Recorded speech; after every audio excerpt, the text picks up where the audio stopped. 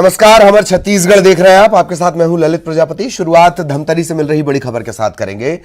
अर्धवार्षिक परीक्षा के हिंदी पेपर को लेकर विवाद हो गया है। सेंट मेरी इंग्लिश स्कूल में ही परीक्षा चल रही थी, इसे लेकर पूरा विवाद है। कथित तौर पर देवी देवताओं पर टिप्पणी करने का यह मामला है। 6वीं के प्रश्न पत्र में अपठित गद्यांश पर विवाद उपजा है। सर्व हिंदू समाज ने इस पर नाराजगी जताई है और पुलिस में शिकायत करने की तैयारी है।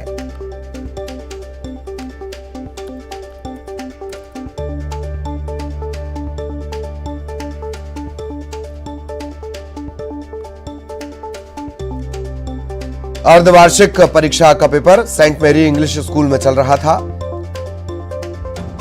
गद्यांश को लेकर विवाद शुरू हो गया।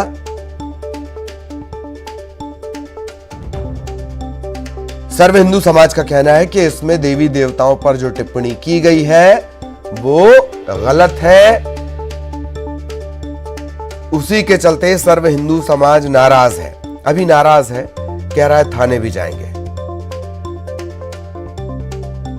अगर देवी देवताओं पर टिप्पणी इतना नाराज करती है तो पहले थाने ही जाना चाहिए। सेंट मेरी इंग्लिश स्कूल का यह पूरा मामला है।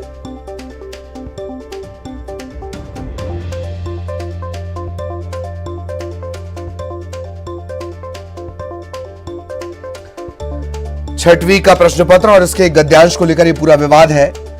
इसमें देवी देवताओं को लेकर जो टिप्पणी लिखी गई है उससे आहत है सर्व हिंदू समाज, और जो आहत होने की भावना है अब वो आक्रोश में तब्दील हो रही है, धीरे धीरे हो रही है। कह रहे हैं कि पुलिस से जाकर शिकायत करेंगे। अब शिकायत हुई है, नहीं हुई है, या सिर्फ पब्लिसिटी के लिए कभी कभी प्रश्न पत्र पर सवाल उठ जाते हैं, ये भी एक बड़ा सवाल है। और या फिर कोई एजेंडा सेट करने की कोशिश है, ये हमेशा से एक बड़ा सवाल है हर राज्य में चुनाव के ठीक पहले।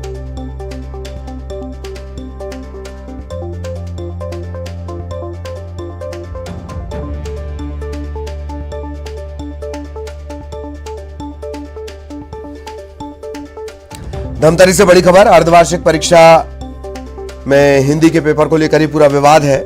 सर्व हिंदू समाज ने इस पर ऐतराज जताया है। उसका कहना है कि गद्यांश में देवी देवताओं पर टिप्पणी की गई है जो गलत है।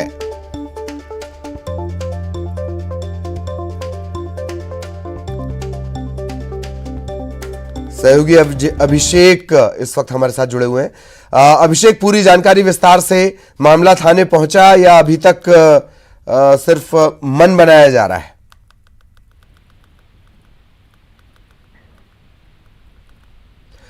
अभिषेक, आप तक मेरी आवाज पहुंच रही हो, सवाल पहुंच रहा हो तो बताएं, पूरा मामला बताएं जरा।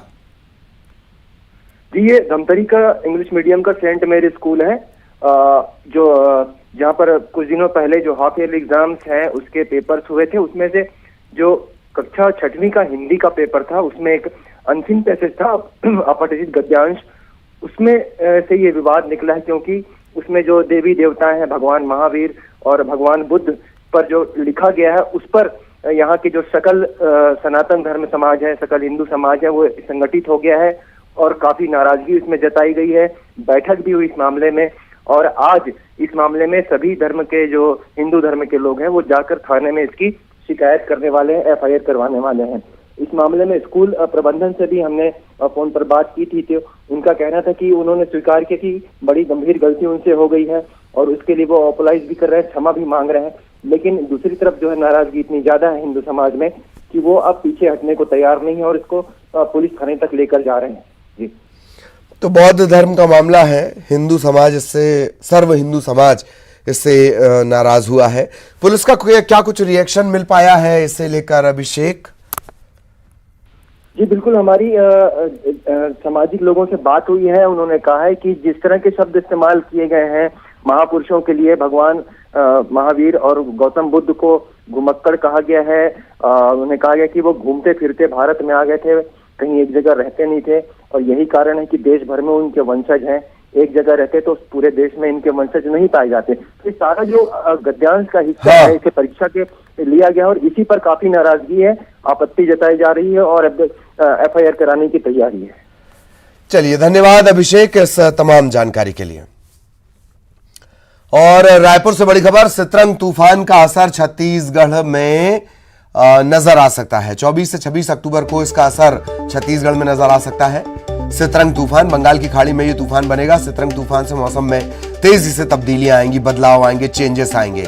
मानसून की विदाई में भी 2 से 3 दिनों तक का वक्त लग सकता है। प्रदेश के तापमान में 2 से 3 डिग्री सेल्सियस की गिरावट दर्ज की गई है और तापमान में और भी गिरावट हो सकती है। सितरंग तूफान का छत्तीसगढ़ में असर।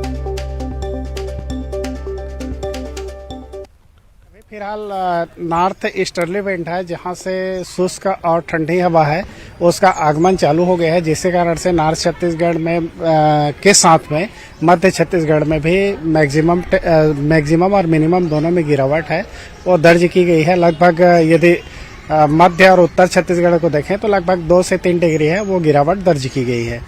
दूसरी चीज है कि ये एक्सट्रीम साउथ छत्तीसगढ़ यानी कि बस्तर संभाग और उससे लगे जिलों में कल पे बारिश हुई है और आज की स्थिति में देखें तो चूंकि धीरे धीरे जो मॉइस्चर का रिडक्शन है वो कंटिन्यू चालू है, तो हो सकता है कि और सहयोगी युगल हमारे साथ जुड़े हुए हैं। युगल, मानसून की विदाई में भी देरी होगी और सितरंग का असर, क्या कुछ अलर्ट इसके मद्देनजर जारी किया गया है? किन इलाकों में ज्यादा असर रहेगा और किस तरह का असर रहेगा? युगल।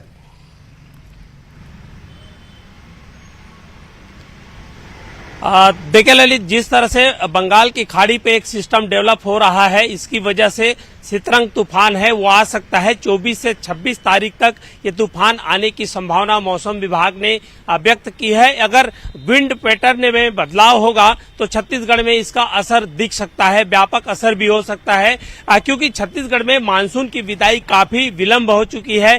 30 सितंबर को जो मानसून की विदाई है अमूमन हो जाती है, लेकिन आज 20 जो है अक्टूबर चल रहा है, तो एक लंबा पीरियड भी हो गया है। बेमौसम बारिश छत्तीसगढ़ में हो रही है। किसान के जो फसल है, धान है, वो पक करके तैयार हैं, खेतों से कटाई नहीं हो पा रही है क्योंकि अलग अलग जिलों में जो है बारिश हो रही है, जिसके चलते किसानों की जो पैदावार है, उपज है, उस पर भी फर्क पड़ सकता है।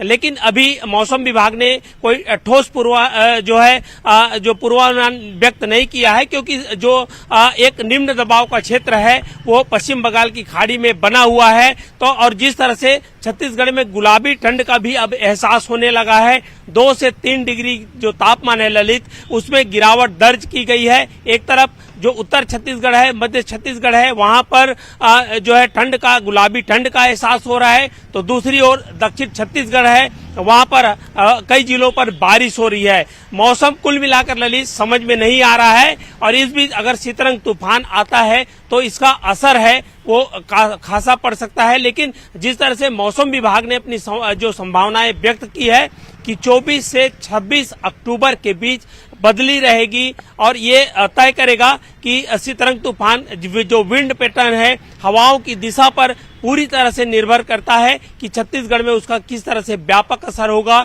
या फिर मामूली जो असर है वो देखने को मिलेगा। ललित जी जी जी, किस तरह का असर होगा ये देखने को मिलेगा। बहुत बहुत शुक्रिया आपका युगल इस तमाम जानकारी के लिए। युगल विस्तार से जानकारी दे रहे थे। रायपुर से एक और बड़ी खबर का रुख कर रहे हैं। आज भूपेश बघेल समीक्षा बैठक लेने वाले हैं शिवरी नारायण में। अधिकारियों की समीक्षा बैठक होगी, कई विकास कार्यों का लोकार्पण, भूमि पूजन होगा। शिवरी नारायण मंदिर में वो दर्शन भी करेंगे। दोपहर में उनके दुर्ग जिले के पाटन का दौरा होना है। ग्राम सांतरा का वो दौरा करेंगे।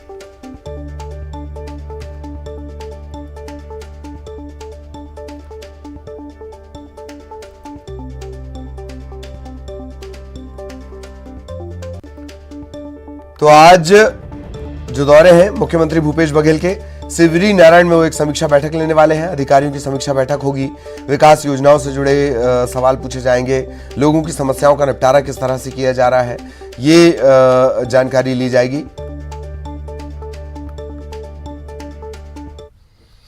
और रायपुर से बड़ी खबर, मुख्यमंत्री भूपेश बघेल आज रात को 8 बजे दिल्ली के लिए भी रवाना होने वाले हैं। दिल्ली वो रवाना होंगे और नवनिर्वाचित राष्ट्रीय अध्यक्ष मल्लिकार्जुन खड़गे से मुलाकात करेंगे। आज रात को उनके दिल्ली में ही रुकने का कार्यक्रम है।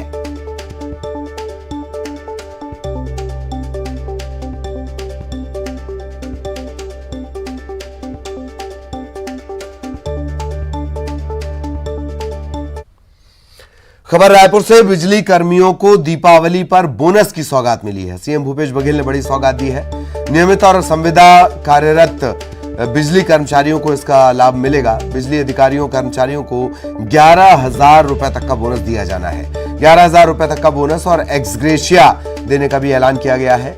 इस फैसले के बाद स्टेट पावर कंपनी के 16,000 से ज्यादा कर्मचारियों को फायदा मिलेगा।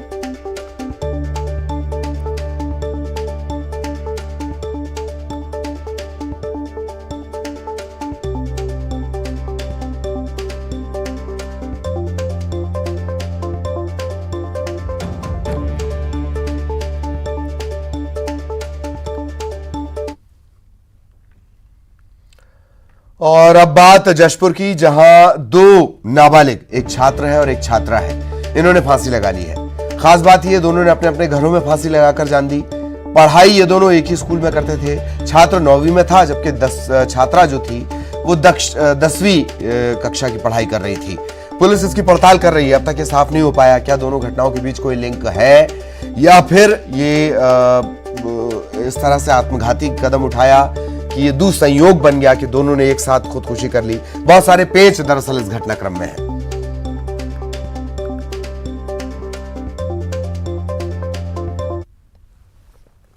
और अब बिलासपुर से बड़ी खबर, 5 होटल और दुकानों पर खाद्य विभाग ने दबिश दी है। खाद्य विभाग ने 22 सिलेंडर जब्त किए हैं। इनमें 9 घरेलू हैं और 13 व्यावसायिक सिलेंडर जब्त किए गए हैं। मंगला चौक, महाराणा प्रताप चौक, मुंगेली नाका चौक, इन पर यह कार्रवाई की गई है और जब्त किया गया है 22 सिलेंडर। इसमें से 22 सिलेंडर में से 9 घरेलू हैं और 13 व्यावसायिक सिलेंडर हैं। मंगला चौक, महाराणा प्रताप चौक और मुंगेली नाका चौक पर यह पूरी कार्रवाई की गई।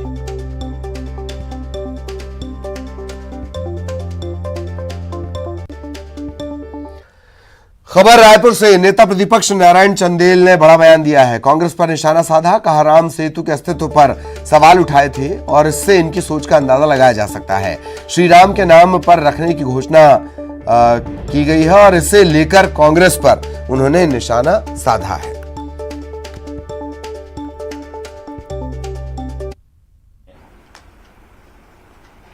राम सेतु के अस्तित्व पर प्रश्न चिन्ह नहीं उठाया था, तो जो लोग राम सेतु के अस्तित्व को नकार रहे थे, अब इससे अंदाजा लगा लीजिए कि क्या इनकी सोच है।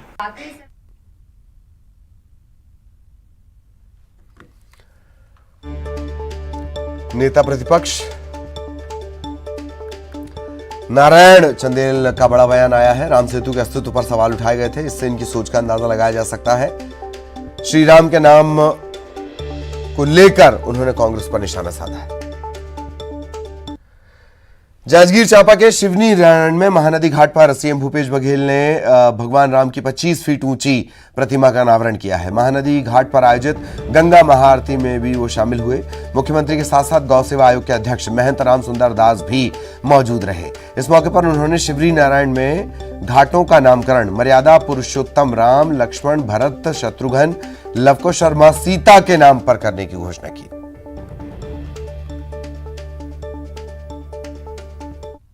नारायण हमारे आस्था का प्रमुख केंद्र और जो भी यहाँ तीर्थयात्री जगन्नाथपुरी के लिए निकलते थे, ये पहला पड़ाव छत्तीसगढ़ में होता था और यहाँ से फिर आगे उड़ीसा पहुँचते थे। और यहाँ श्री नारायण भगवान यहाँ है ही, सबरी माता के भी मंदिर है, बहुत सारे यहाँ धार्मिक स्थल है।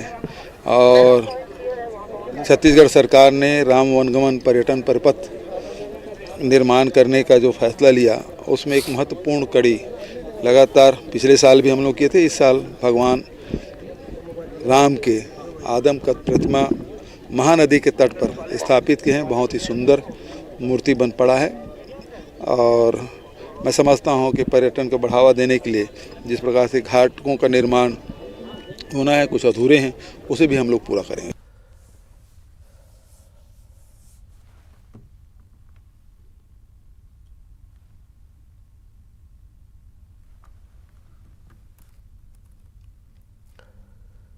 तो दो महत्वपूर्ण घटनाक्रम और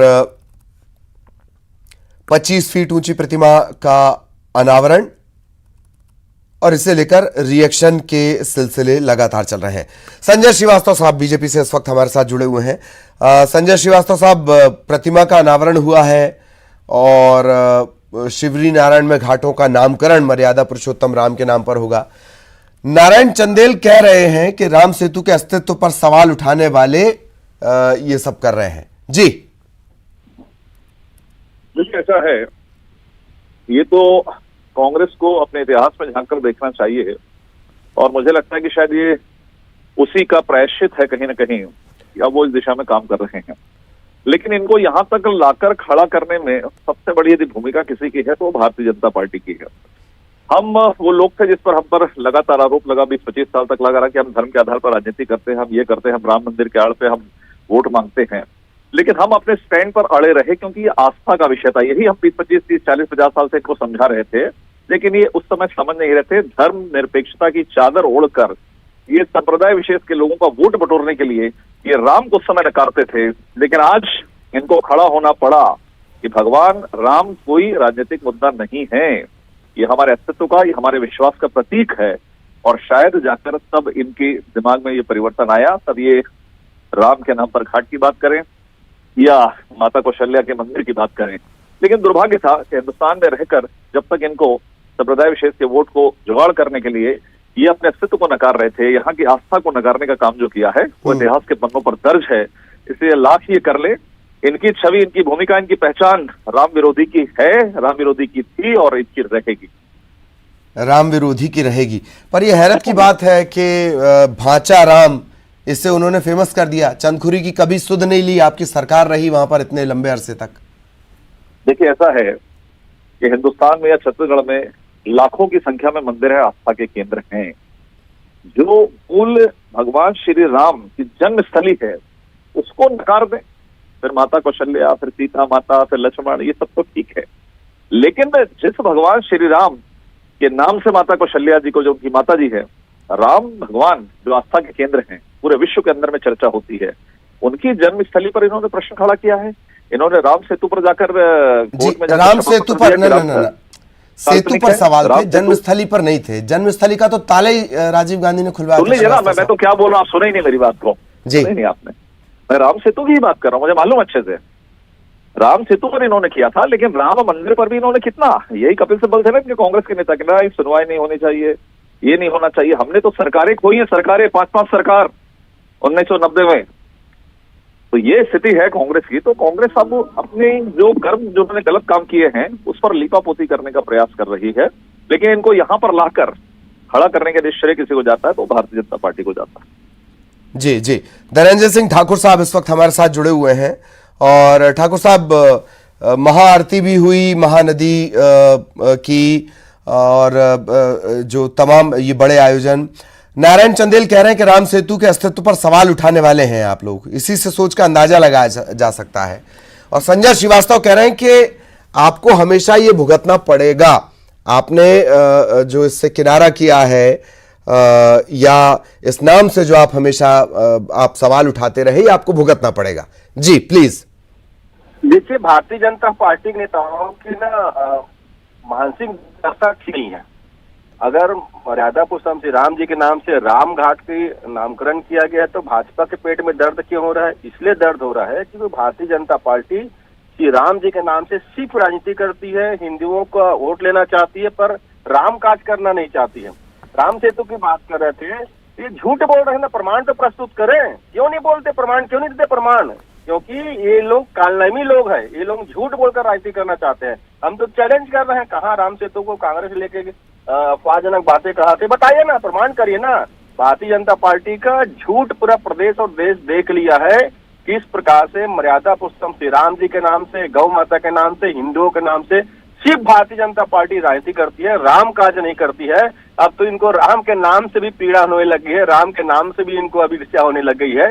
ये भारतीय जनता पार्टी की सोच और गिरी हुई मानसिकता को दर्शाता है। जी, लेकिन आप ये मानते हैं कि राम सेतु पर दिया गया बयान बार बार मुसीबत बन के आपके सामने आता है? हमारे लिए कोई मुसीबत नहीं है, हमने जो काम किया नहीं है उस चीज को हम कैसे मुसीबत माने? नहीं, ये तो कोर्ट में जो हलफनामा दिया गया था, अफवाह गैंग है भारतीय जनता पार्टी, वो अफवाह गैंग है जो नहीं हिंदुओं को नहीं, ये तो कोर्ट के दस्तावेजों में है ना ठाकुर साहब। ना मैं तो अभी भी श्रीवास्तव जी को चैलेंज कर रहा हूँ, इसी चैनल में दिखा दे कहाँ कांग्रेस ने कहा था दूध का ठीक। श्रीवास्तव साहब एक शॉर्ट रिएक्शन, श्रीवास्तव साहब एक शॉर्ट रिएक्शन। बिहार के भाजपा विधायक ललन पासवान मुस्लिम लक्ष्मी की पूजा नहीं करते तो क्या धनवान नहीं है? सरस्वती की पूजा नहीं करते तो क्या विद्वान नहीं है? अमेरिका में हनुमान जी का मंदिर नहीं है तो क्या अमेरिका शक्तिशाली राष्ट्र नहीं है? वो अभी भी आपकी पार्टी में है, ललन पासवान बीजेपी विधायक। देखिए ऐसा है, किसी की व्यक्तिगत कोई आस्था, किसी की कोई व्यक्तिगत बातचीत उससे हमें कहीं कोई सरोकार नहीं है।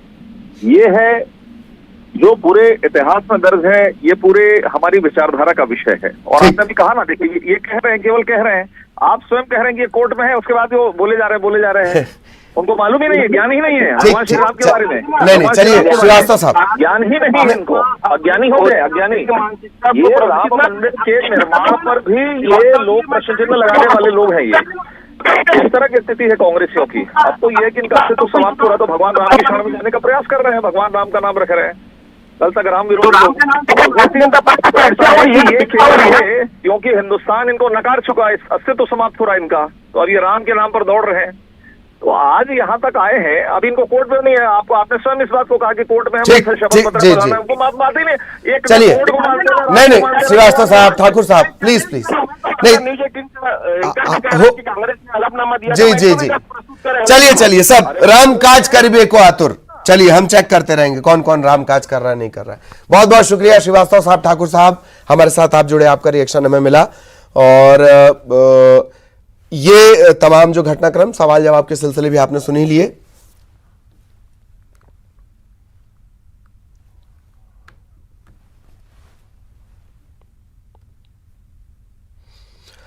और इसी के साथ इस बुलेटिन में इतना ही। खबरें जारी हैं।